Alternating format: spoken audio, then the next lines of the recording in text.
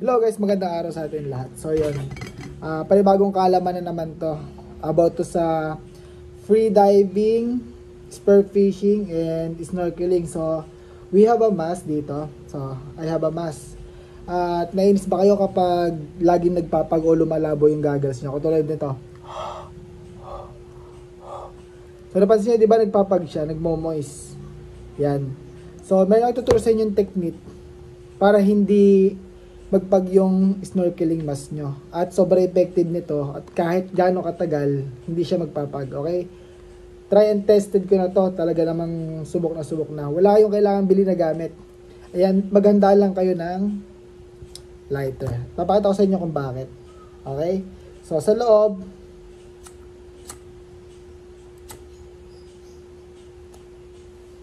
yan. So, kung napansin nyo, nawala yung mga pag. Okay? Papakita ko sa inyo. Yan. Yan. Diba yung pag naiipon sa gilid hanggang sa mawala siya. So, sisindan nyo lang yung mask. Yan. O, diba? Lumilinaw siya ng lumilinaw. Hindi siya masusunog, guys. Okay? Kasi, maganda yung pagkakagawa ng plastic itong mask na to. Ayan. Di ba napunta na sa gilid lahat ng fog? At sobrang linaw niya kung mapapansin nyo. I-compare nyo dito sa isa. Di ba sobrang malinaw? So, ito yung isa sa technique before kayo mag-dive or mag-snorkeling. Ganyan nyo lang siya. Pasayin nyo siya ng lighter.